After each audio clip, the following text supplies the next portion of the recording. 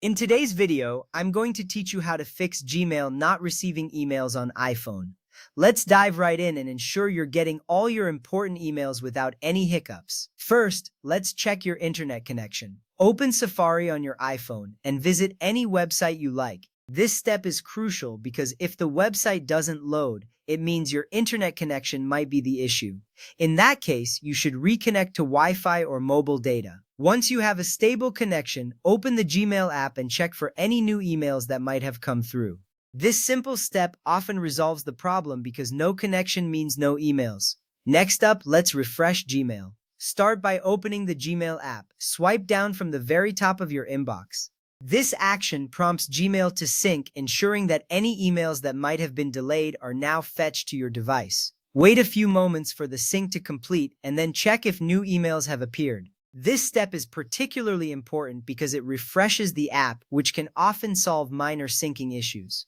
If you're still not seeing your emails, restarting your iPhone can be a helpful trick. To do this, press and hold both the side button and the volume button until you see the power off slider. Drag that slider to turn off your iPhone and wait for about 30 seconds. This pause allows your device to fully power down. Then, turn your iPhone back on and open Gmail again.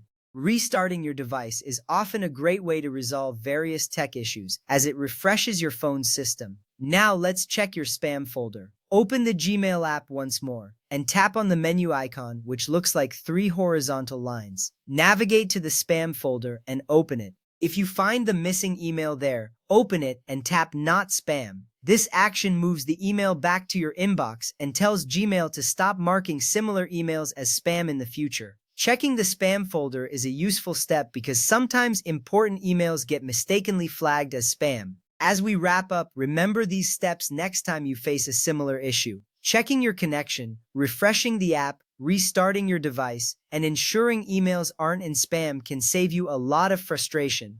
It's all about ensuring that each part of the process is working smoothly so that you don't miss out on any important communications. With that, you're now equipped with the knowledge to tackle this common issue. Remember, technology can be tricky, but a little troubleshooting often goes a long way. Thanks for watching, and make sure to stay tuned for more helpful tech tips in our next video.